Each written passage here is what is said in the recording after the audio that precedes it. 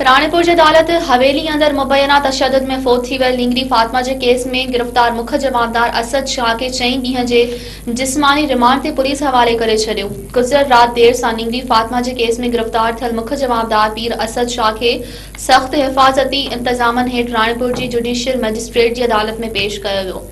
Police अदालत के गिरफ़्तार जवाबदार असद शाह के 15 ॾींहं जे रिमांड ते ॾियण जी इस्तदा कई। अदालत पुलिस जी इस्तदा रद्द कंदे जवाबदार के 4 ॾींहं जे जिस्मानी रिमांड ते पुलिस हवाले कयो। गिरफ़्तार जवाबदार अदालत में बयान ॾींदे चयो त संदसि हवेली में सवे ॿारड़ा ऐं ॿारड़ियूं कम कंदियूं आहिनि। थी सघे थो त फातिमा खे कंहिं धकु हयो हुजे, जंहिं करे संदसि जिस्म ते धकनि जा निशान हुजनि।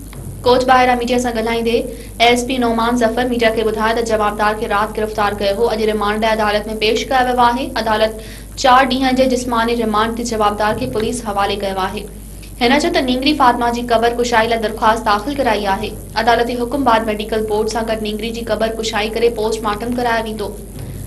हिन वधीक ॿुधायो त जवाबदार असद शाह जे कमरे खे सील करे छॾियो आहे। वाक़े जी जांच लाइ कमरे जो वधीक सीसीटीवी रिकॉर्ड तहवील में वरितो वियो आहे। हिन ॿुधायो त वाक़े में मुलवस जवाबदार असद शाह जी घरवारी हिना शाह खे तमामु जल्द गिरफ़्तार कयो वेंदो। नींगरी जे वारसनि मां को बि अदालत में पेश न थियो।